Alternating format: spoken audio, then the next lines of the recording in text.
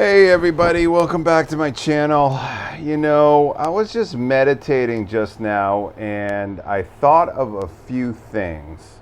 For those who are struggling to get lucid, listen carefully. I don't know if this is going to work, but in theory it should.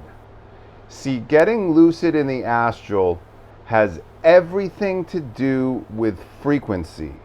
And your frequency depends on your belief and your confidence. If your belief systems are not in alignment with getting lucid, then it's not going to work. You know, you have to change your subconscious belief systems. And this is another thing I wanted to talk about was shadow work. Now, astral, getting lucid in the astral is the ultimate shadow work experience, because you're going to be coming face to face with your shadows. And these are egregors, parasites. They're all sorts of different manifestations that are reflections of yourself. Okay? And this is not, this is not like fun work. Shadow work is not necessarily fun. You have to look at the deep, dark aspects of yourself and integrate them into your own being. So I was thinking about this. I was thinking, if you meditate before bed, and how important meditation was, not just logging your dreams and doing all of the, basic aspects of dream work, journaling and stuff like that. But if you meditate before bed and you do the shielding that I talked about in one of my previous videos, you do the golden aura and the invisible aura, and you stay on it every night before you go to sleep. As you're laying there going to sleep, you do the shielding, you see it, you feel it, okay? And then I was thinking this. Now, usually I give people a command to give themselves, like, look at your hands in your dreams, because looking at your hands in your dreams is going to trigger your subconscious mind that you're dreaming. As soon as you realize that you're dreaming, you're able to take control of it. Okay?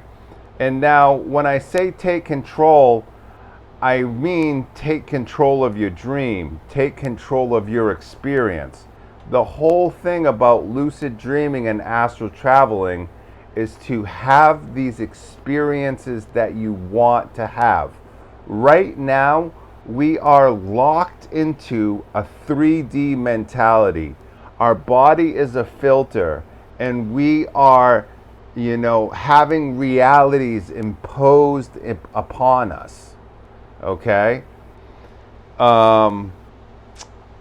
So where do I want to go with this? My thought was this. Imagine yourself in a high frequency area. Now, when I say a high frequency area in the astral, high frequency areas are nature areas.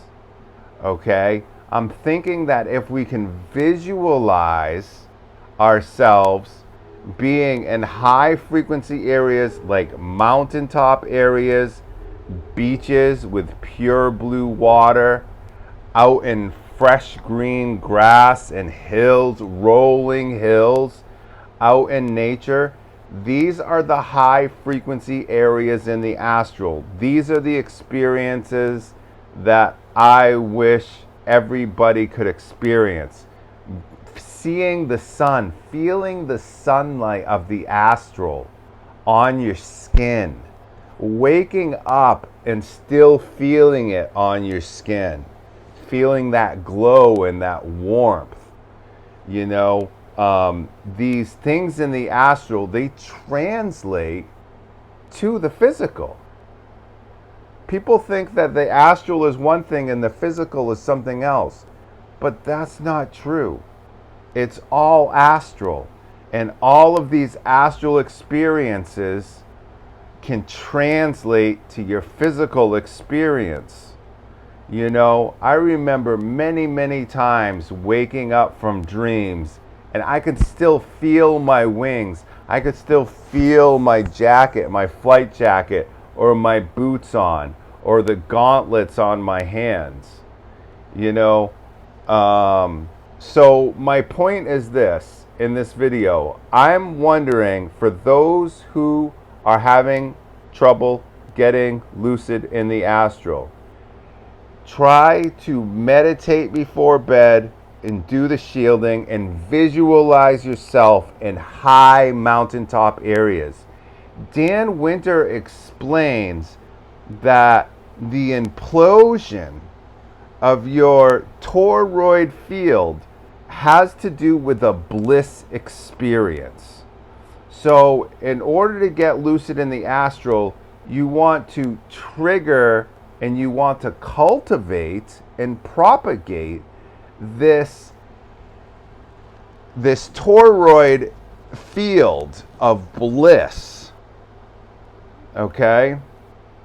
So what a better way to do that than visualizing yourself in nature and high mountaintop areas. You know, if you find yourself in a city on top of the building, okay, places of high altitude equals places of high frequency. So Dan Winter, he explains it as this: in order to manifest yourself into the astral lucidly, you have to do it in nodes, in places of nodes where, you know, think about it like this: where ley lines cross is a node area. It's an area of high frequency. And if you guys are more, you know, adept or more inclined to do, you know, astral projection, as far as like you go out of body and there are places in the astral that correlate to Earth. They're not so otherworldly, but they're very earthly. Then think about propagating yourself or spawning at a node area, a high frequency area, like say the pyramids or around the pyramids, or other ley line areas where there are pyramids, or other high frequency areas, maybe Mount Shasta or something like that. You know, we really need to work together in order to figure out how everybody can get lucid in the astral at will. I can't be the only one, and I know I'm not the only one that's able to do this. There are people that are able to do this even far better than I'm able to. So if there are people like Elena, not Elena Danan, but Elena Yaremko, she's in the Astral Irma chat. People that are in that chat, they know her well. Her name is actually Irena, and she is a 10 times better astral projector and lucid dream traveler than I am even.